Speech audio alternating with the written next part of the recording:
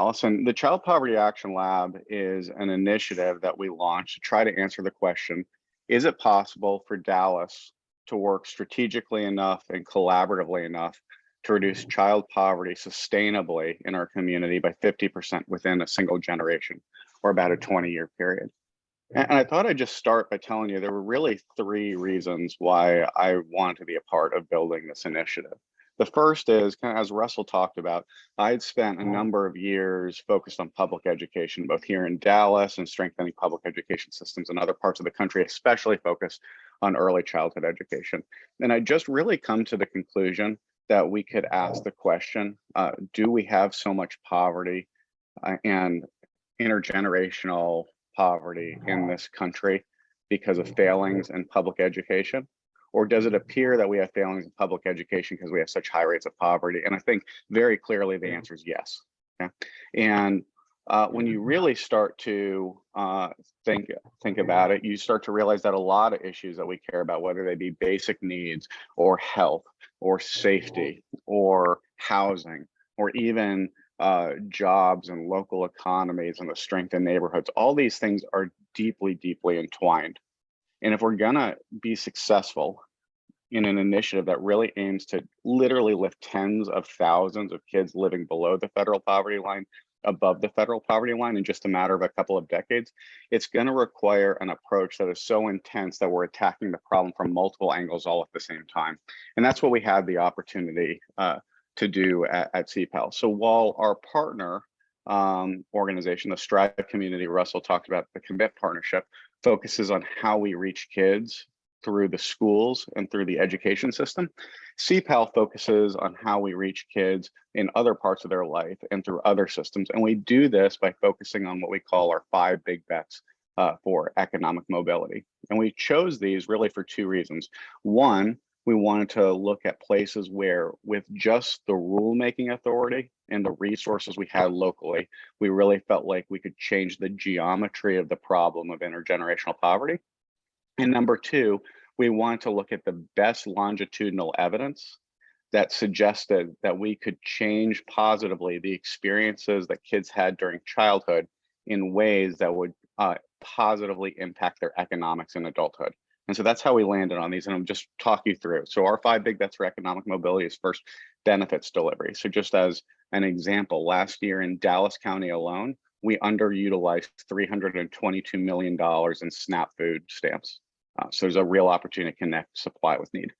The second is a real focus on contraceptive access and maternal supports, maternal health supports. The third is we focus on housing.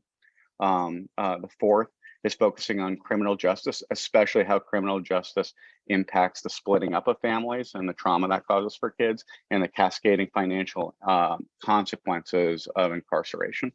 And then the fifth is that we focus on violence prevention and safety with a really intentional focus on gun violence within our neighborhoods, which I'll talk about a little bit more later. But cutting across all of those areas, we look at the 3 bodies of evidence that Raj Shetty has brought to the forefront in recent years about economic mobility. We see how all of these different things actualize at a neighborhood level to create either higher opportunity neighborhoods, or if they don't actualize at the neighborhood level, lower opportunity neighborhoods. And so that's a real focal point within each of these areas. The second is we recognize that when we connect interventions to kids, has a huge impact on the long-term success of those kids. So if we can connect interventions to kids during their first 1,000 days of life, it's a huge accelerant to the chances of economic mobility. So we focus on birth to 3 care. And then third, we focus a lot on social capital. And in the recent literature, there's been a lot of attention on socioeconomic mix, and this is absolutely something that we care about and work on at CPAL. But we're also really thinking about the entire ecosystem and the relationship science within Dallas, recognizing that it's not good enough to just ask the question, who's at the table, but we really want to think intentionally about how decisions are made so that good policies actually have tangible impact on the lives of those furthest from opportunity. So the second reason I really wanted to be a part of building CPAL was just because of the size of the problem. So just as a matter of scale, when we started this in 2018, 1 out of every 3 kids in Dallas was growing up in poverty.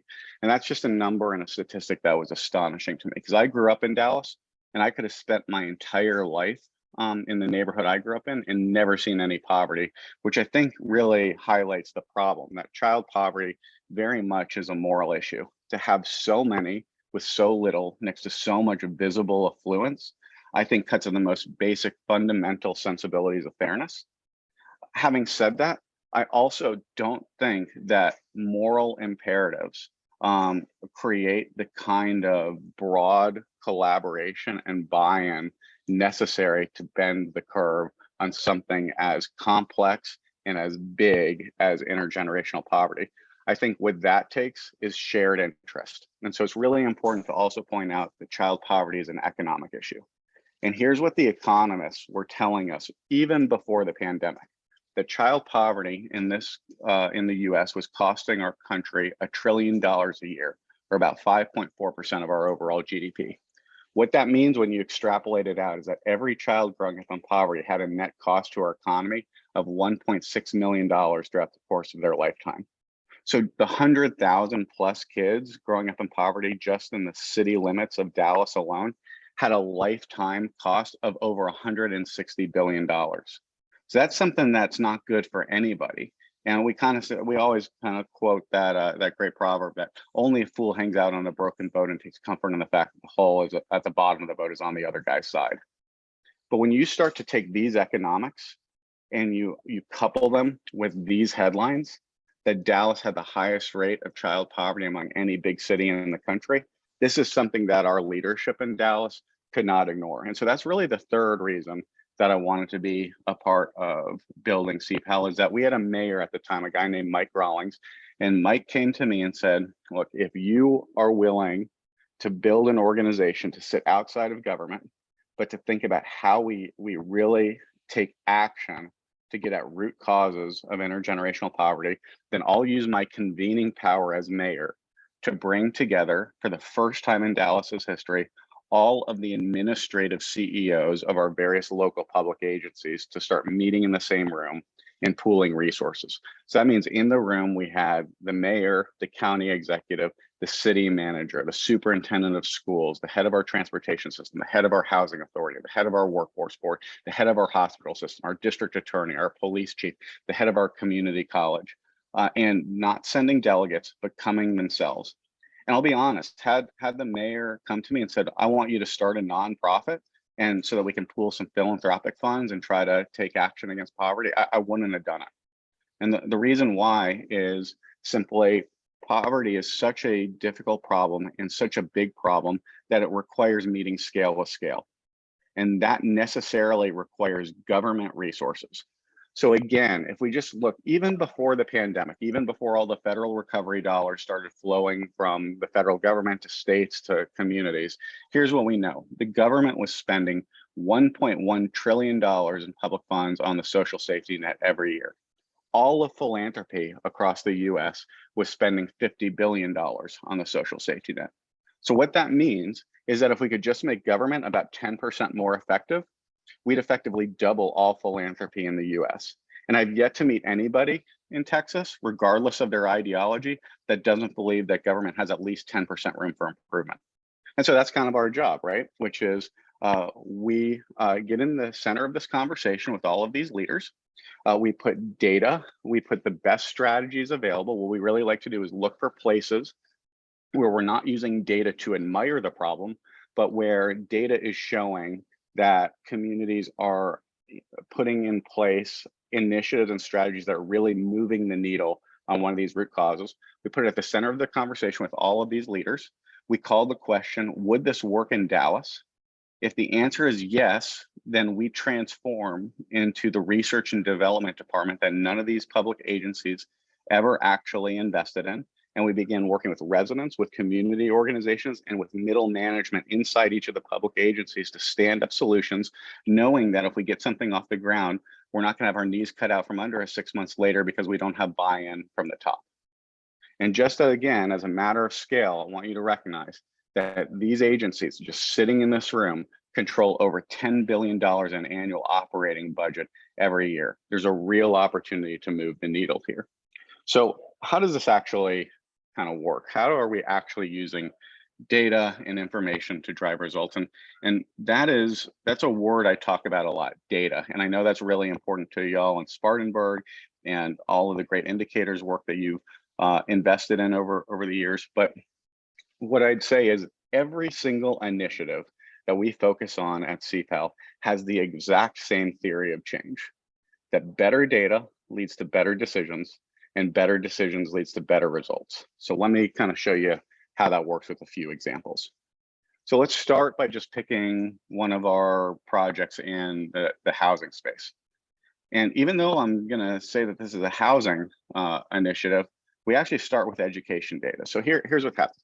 Third grade reading achievement is a really, really important indicator to me. As Russell told you in the intro, I spent a long time focused on early childhood education.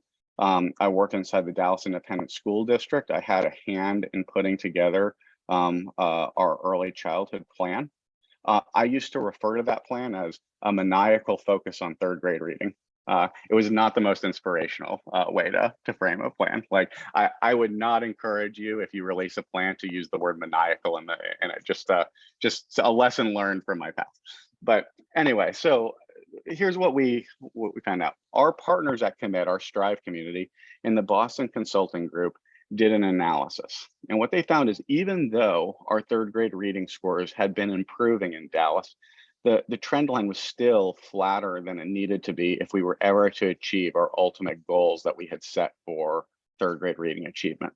And what they actually found by putting together a predictive model was that even if we implemented absolutely everything in terms of teaching and learning, in terms of pre-K enrollment, in terms of the in-school supports that the plan called for, they could not see a mathematical pathway to where we were going to actually get our third grade reading achievement up to the levels it needed to be inside of our school district.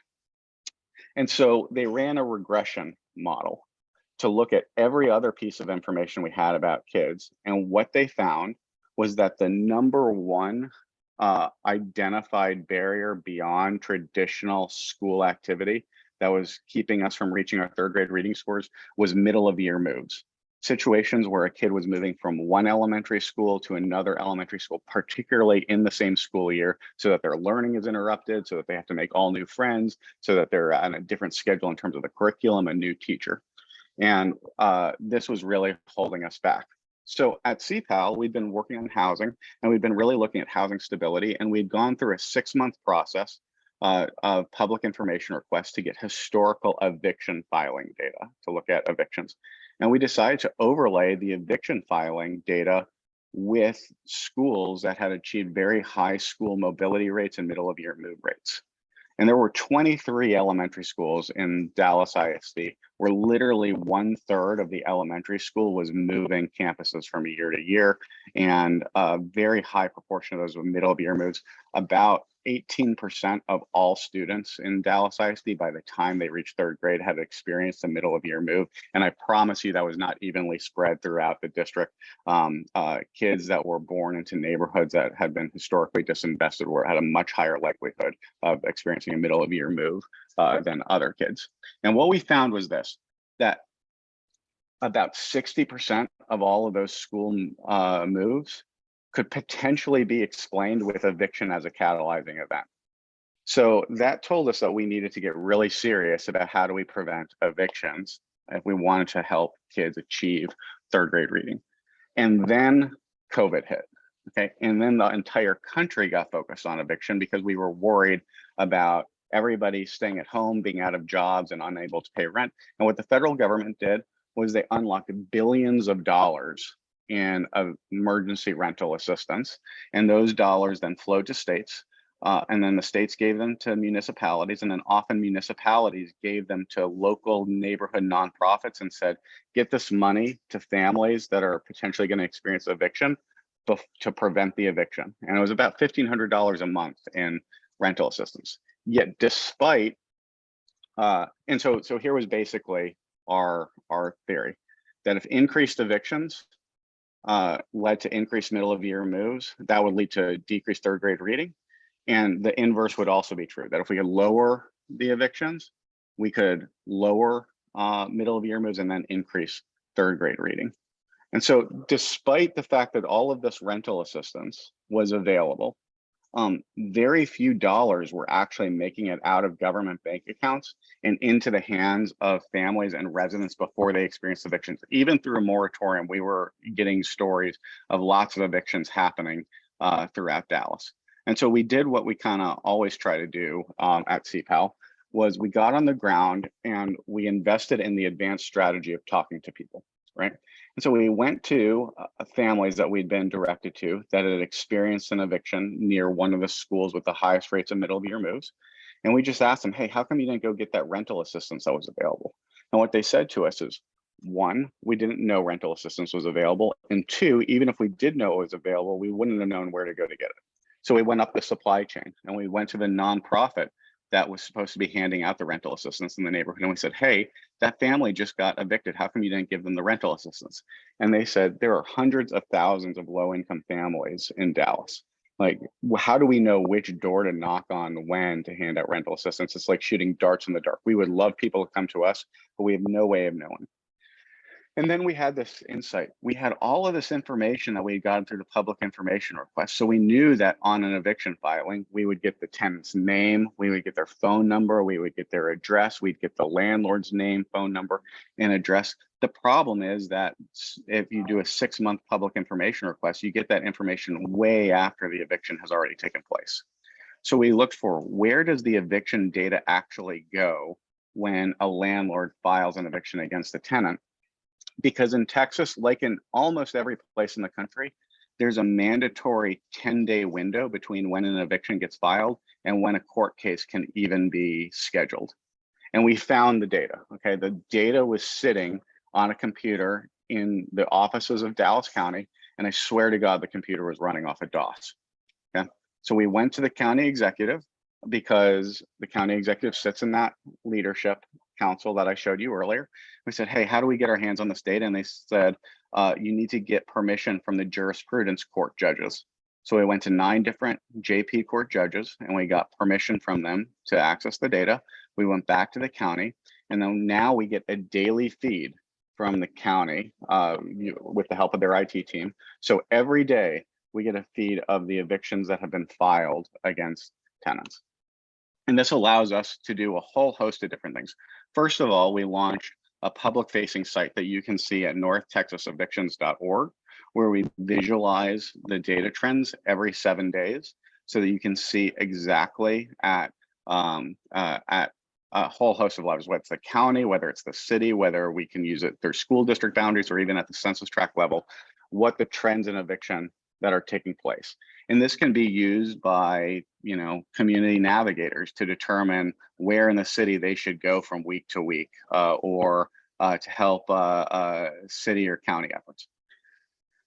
On the back end of that system, we literally have the individual names of the tenants and the landlords. And so we work with the 16 nonprofits that are contracted with the city of Dallas to give out rental assistance, and we give them access to that data. That means the day, and I mean the day an eviction is filed against a tenant, that tenant is going to get a phone call or a text message offering them connection to that rental assistance during that 10-day window before the court case is even scheduled so that they can avoid the eviction. We also work with pro bono legal aid that sends postcards out to every tenant that has an eviction filed against them and looks for where we have landlords that are eviction farms and begins offering pro bono legal assistance. And here's the reality. We have a court observation group that goes into all of our eviction courts. And what we have found is that only about 2% of our tenants historically have had legal representation. But when there is legal representation, tenants win almost 80% of the time. And when they don't have legal representation, they win 7% of the time. Okay, so huge opportunity to have an impact on families' lives by connecting them with legal representation. Here's the ultimate result, because we care a lot about results. If you look at the bottom of this, you'll see while other parts of the country were really, really struggling to get dollars out the door at the height of the pandemic, Dallas was very efficient by using this data to connect people with rental assistance. So in August of 2021, truly the height of the pandemic, Dallas has gotten 87% of our first tranche of rental assistance out the door to families to connect them with need, while the rest of the country had only gotten 56% out the door. What ultimately ended up happening is millions of dollars in rental assistance were given back by parts of the country that couldn't get the dollars out the door and redirected to Dallas so that we could help even more families. Okay.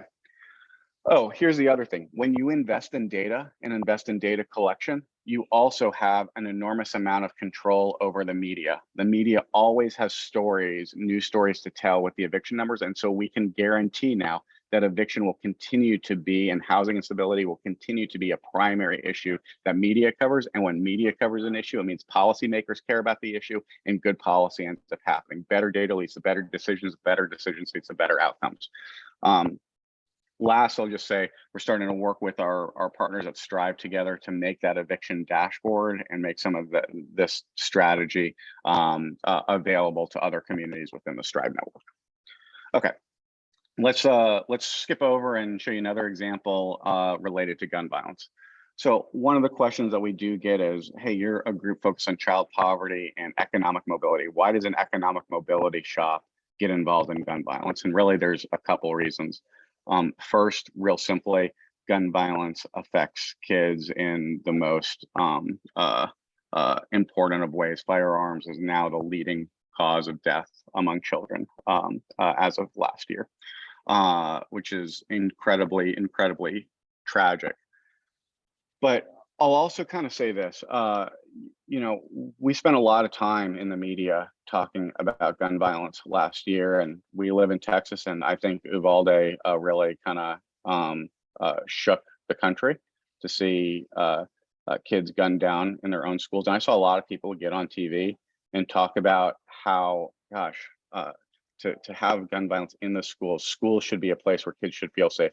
Well, I agree with that, but I also really want to make this point that a kid ought to be able to walk up and down the streets of their own neighborhood and also feel safe. And that's where most of the gun violence is taking place. And in fact, what we see is the same pattern in every city in the country, that within cities, gun violence is concentrated in a small set of disinvested neighborhoods. And within these neighborhoods, such violence is even more concentrated within a small set of micro geographic places like particular streets. This is a well-established trend that holds in every city and also in non-urban settings in which it's ever been studied. And look, here's the reality of the situation, that I have a lot of folks that point out to me that gun violence is actually a product of poverty, that if we could fix poverty, then we would fix gun violence. Problem is that it seems really, really hard to fix all of poverty in order to fix gun violence. I think the inverse is also true, that when gun violence is present in a neighborhood, it holds poverty in place. It's really hard to bring good jobs to a neighborhood when gun violence is present. It's really hard for kids to focus on their classes day in and day out in their educational experience when gun violence is present. And we have the research and the data to help us lower gun violence. And that could be a linchpin for allowing us to go into these neighborhoods and address a lot of the underlying conditions of poverty. So we often start with gun violence as a linchpin for our ability to address a lot of the root causes of poverty. So here's kind of, you can do this in Spartanburg. You can do this in any place in the country, but here's what we did. We took Dallas and we split Dallas up into 110,000 individual 300 foot by 300 foot cells, okay? And then we just ran this analysis. We asked how many of these cells had at least one homicide that had occurred within the last 5 years, and that had also had 3 acts of gun violence occur within the last year. That moved us from 110,000 cells down to 40, okay? Those 40 cells, which were spread out across the city, have a combined surface area of 0.15 square miles, or 0.003% of the surface area of Dallas. I want you to think about this for a second. 0.15 square miles. A lot of times when we talk about crime and safety, we focus on people. If we just go into this place and we deal with all the violent people.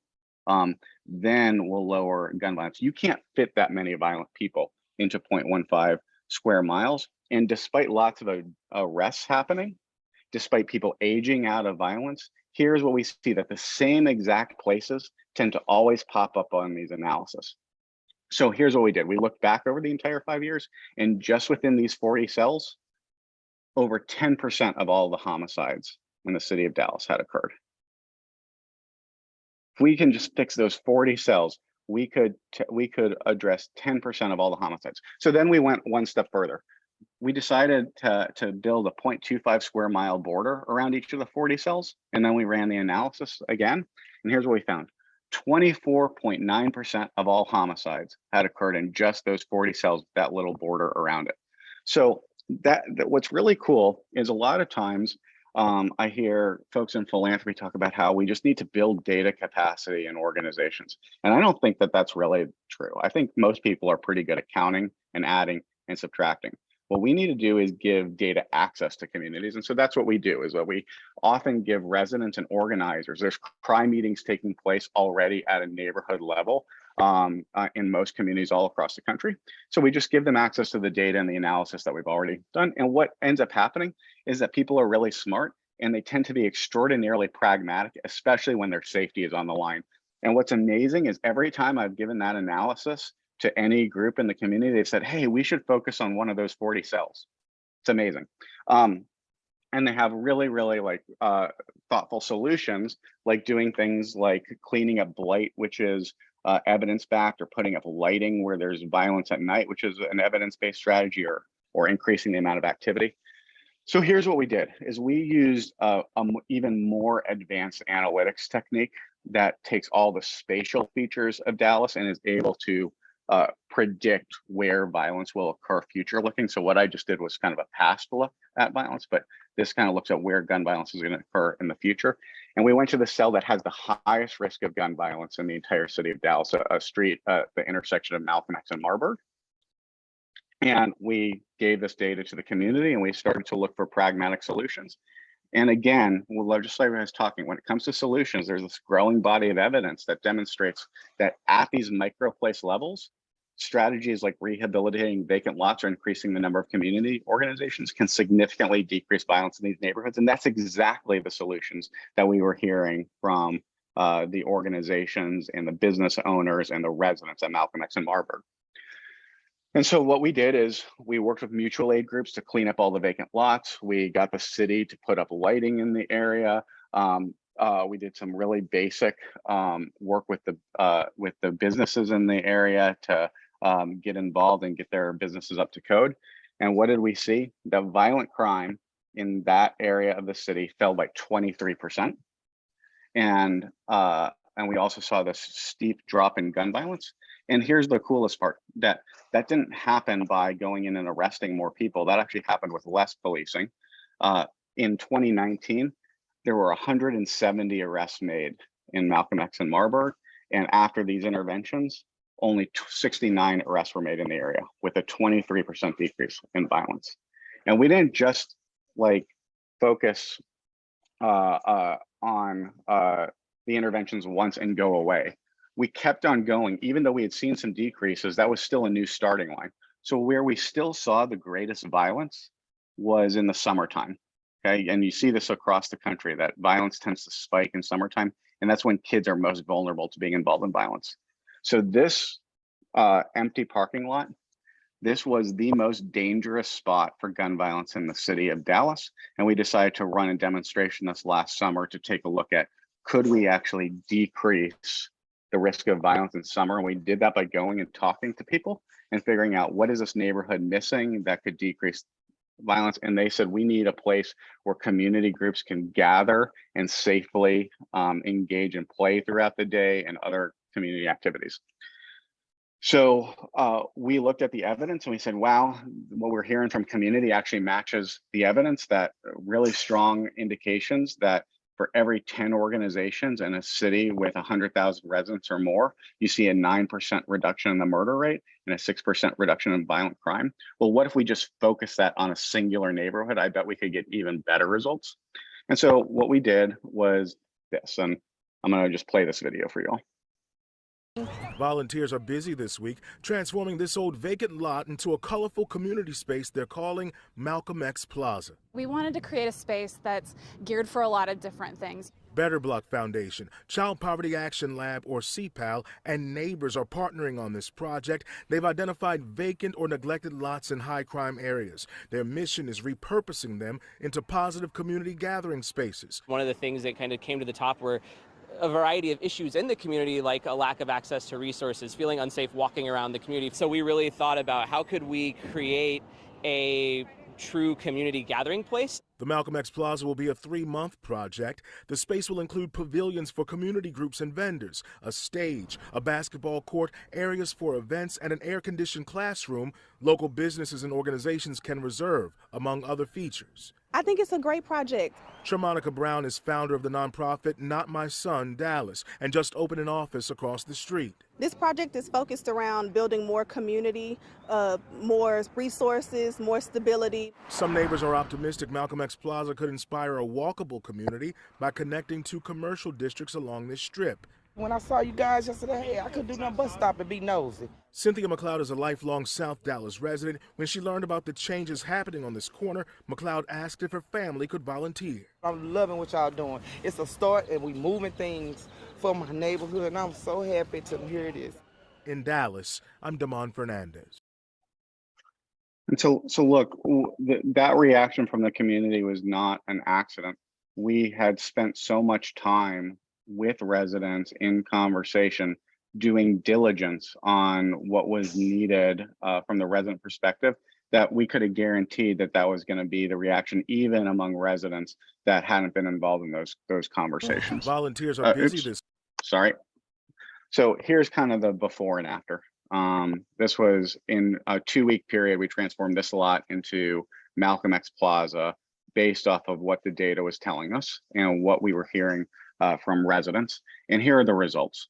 We saw a 68% drop in summertime gun violence, not just in that specific location, but when we look 8 blocks in radius around the location. What this has done is also created a key data point for our city. We've helped launch a new department inside of City Hall called the Office of Integrated Safety Solutions.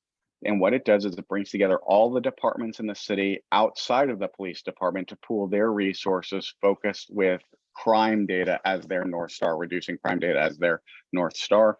And we've been able to move millions of dollars for next year into summertime activations and specific points where often kids are exposed to violence in their neighborhoods. And I just kind of give you what the data, this was the data of the risk of violence before and after, based off of all of the work that's taken place in that neighborhood. And then when you do this across an entire city in these very specific, like micro locations, right?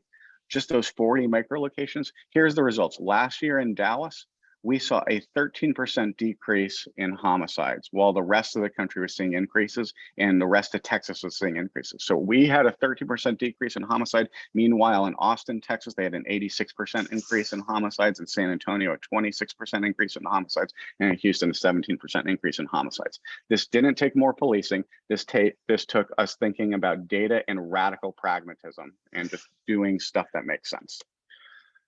And this is, I'm just going to share this. This is like my favorite picture from all of CPAL. So this is on that most, literally, I would not have stood in this lot 2 years ago at night. I would have been too scared to do it. And now parents are sitting with their kids on a Friday night watching a movie together. And you know, to me, this is kind of what it's all about. We are also working on scaling this. So we're starting to work with Rutgers Center on Public Safety and the Center for Policing Equity to build a learning community that's starting with Newark, Dallas, and St. Louis, but we'll be inviting other communities around the country that are interested in working on public safety and what we call DICE, or data-informed community engagement, to reduce gun violence across America.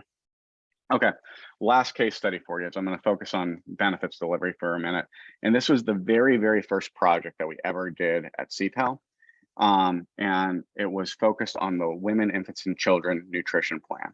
And most of you in the room, I'm sure, are familiar with WIC, but if you're not, WIC is kind of like food stamps, except it's only focused on high nutrition items and only focused for families, for pregnant women and families with children aged 0 to 5. And it has decades of longitudinal research supporting how it impacts children's cognitive development, behavioral development, physical development. It's a bipartisan program. It has long-standing support from both sides of the aisle. And despite all this evidence, despite all of the politics being good, in Dallas, only 4 out of every 10 families eligible for the WIC program were actually accessing the benefit. We're actually getting WIC benefits into their homes. What that means is that we were leaving $50 million a year on the table in Washington, D.C., money we had already paid taxes on, but that we were unable to connect with families in need of nutritional support. Think about this. If Melinda Gates flew from Seattle to her hometown of Dallas and just once said, I am going to cut a check for $50 million, it would have been front page news in the Dallas Morning News. Everybody in philanthropy would be buzzing. All the nonprofits would be buzzing. We'd be trying to figure out how do we get food connected to families. What I want everyone to understand, and this is true across a lot of benefits, the check is already written. It's written every year. And all we have to do is figure out how to connect supply with need. So that's kind of what we focused in on. And even before we left our offices, we could use data to run a map like this. And so here's kind of what you see is that where you see the dark red, that's where you have the highest numbers and concentration of families that are eligible for the WIC program. Where you see the dots, those are where we have WIC centers. These are centers that you have to go to sign up for the WIC program, and you have to go every 3 months to re-up your benefits. Anybody see a problem kind of with the alignment between where the dots are and where the families are? Yeah. So this is a lot of times I show this to members of the business community in Dallas, and they're like, ooh, you know, and they're like, you know, it's like somebody's going to get in trouble. But here's what's cool. We brought this to the bureaucrats that run the WIC program at City Hall. Okay. And here's the reality. When you go and you start working with bureaucrats, you're going to get 1 of 2 answers when you show them something like this. Okay. The first is if you're talking to the career bureaucrat, they're going to say, don't show that to anyone. They're going to think we don't know what we're doing. That is somebody that is engaging in what we like to call CMA politics. The second type of bureaucrat is somebody that says, wow, this is great. I had no idea. I've never seen data like this, but now that I know that this is an issue, let's do something about it. And that's what we got at City Hall. Is immediately they changed some of the rulemaking and they stopped auto-renewing leases on the WIC sites, and instead think intentionally now when a lease comes up as to where they're going to focus on the next center. The second thing they did was immediately start working on mobile WIC clinics, which was a great idea, but that's just from looking at the data. That said, if we just take these 16 WIC sites and we were to optimize the location of them, we still don't think we're going to move from 40% to 80% participation. So what we have to do is, again, get on the ground and actually start talking to people, do research, and not just residents, although that's really where you want to focus, but also think about the entirety of the WIC ecosystem. So the WIC ecosystem involves the home environment, it involves the WIC center environment. So we need to talk to frontline staff within WIC clinics. It involves the grocery store. So we need to get in grocery stores and talk with frontline staff in grocery stores and talk to parents as they're shopping for groceries. It involves bureaucrats. So we need to talk to central administrators locally in Dallas that are working on the program. And it involves state rule makers and policymakers. So we need to go to the state of Texas and their WIC department and talk with all of those folks. And so that's kind of what we did. And we started by focusing on 40 moms that were eligible for the WIC program and participating, and 40 moms that were eligible and not participating.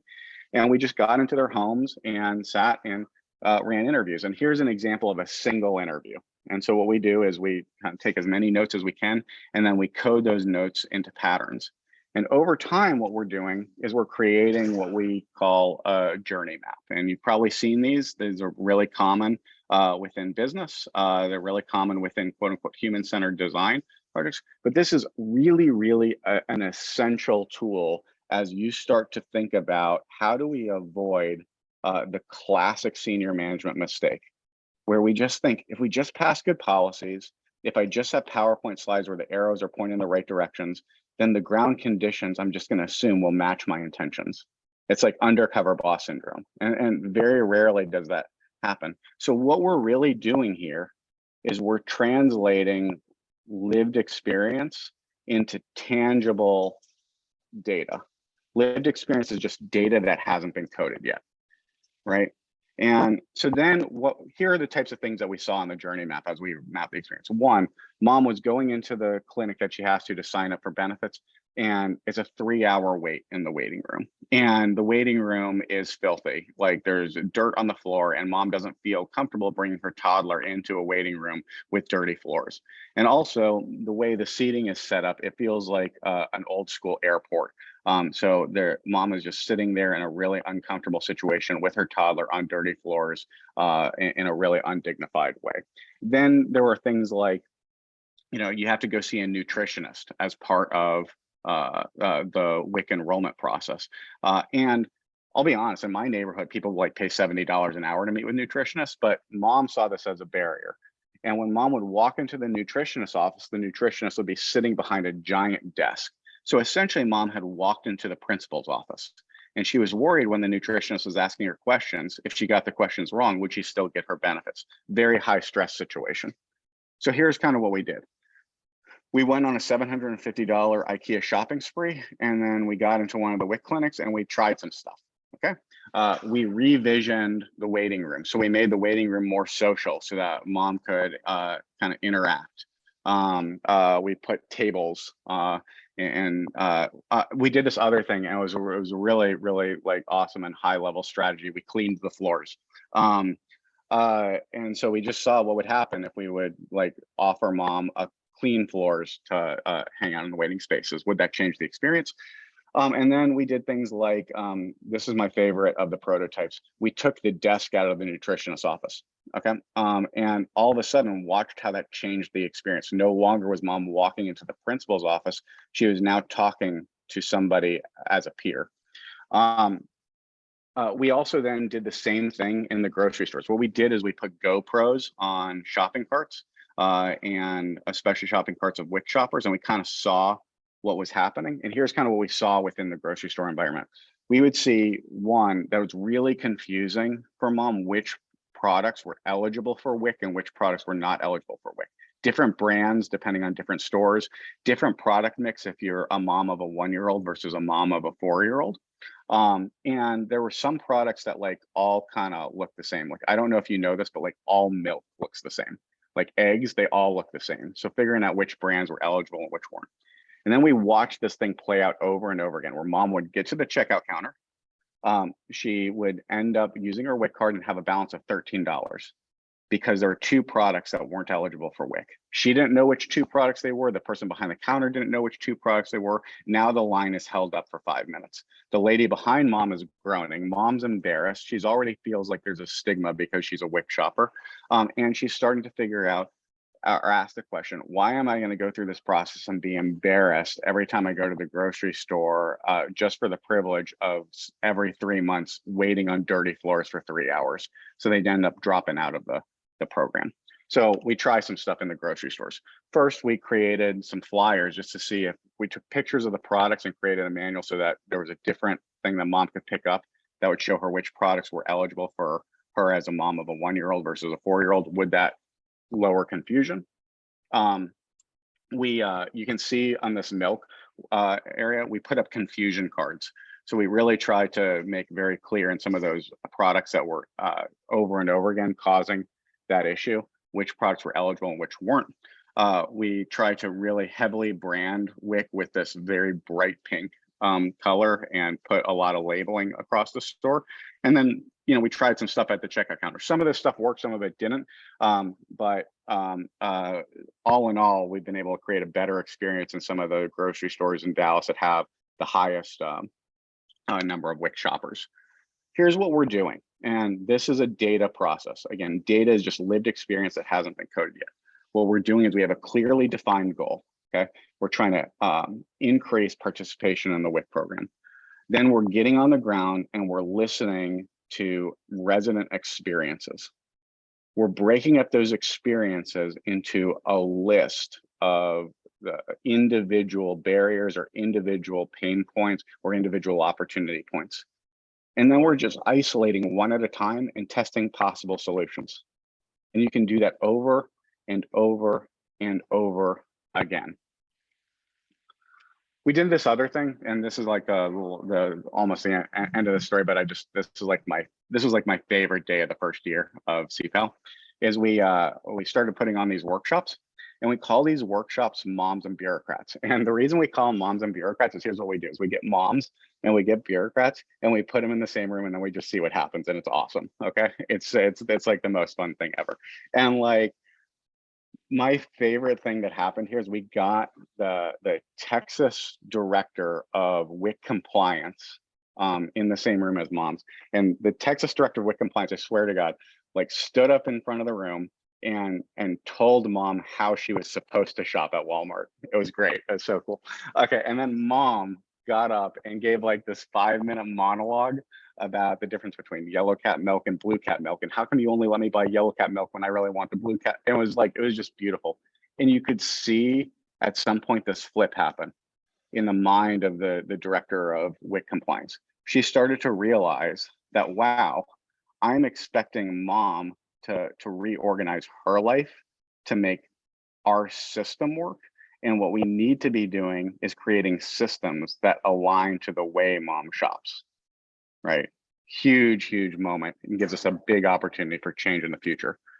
So at the end of the day, we care about data. Hopefully you can see this, but what you're seeing in this graph is, for years, we were losing participation in the WIC program month after month. So all of those bars that are going downward, that was the monthly loss in participation.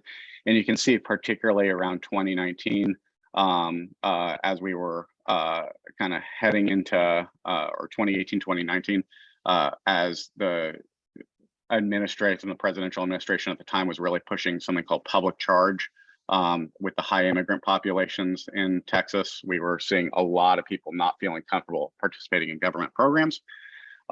We got involved in this work in early 2019, and you can start to see, just by placing this focus on pragmatic solutions, how the trend line starts to change, and how by the time we hit COVID, we were increasing participation in WIC month after month. If we look at the last 12 months in Dallas, we had just like start today, looking at the last 12 months, most recently, we just presented a city council. We've had 52,000 more WIC benefits delivered in the last 12 months than we did the previous 12 months. So this is making a real difference in people's lives. So how does this all sort of translate up? Ultimately, are these 3 initiatives I've shared with you, or the battery of initiatives that we're doing in Dallas alone, bending the curve on child poverty? No, but what we're really doing is trying to work on making Dallas overall more data driven. And the collective efforts across all of our agencies, across all of our nonprofits, across all of our residents, being more and more data driven, being more and more intentional, and getting our resources where the evidence is having a huge impact. So since we launched, Dallas has had the largest drop among cities over 1 million in population in the child poverty rate. And when we just look across the state of Texas, where big cities that are over 500,000 in population and had a starting child poverty rate of over 25%, Dallas is having a markedly over 20% greater decrease in child poverty than those other regions, which is not a time for any victory laps. It's just saying it's an indication that we're on the right track and we should keep going. So look, we do have a really long way to go. And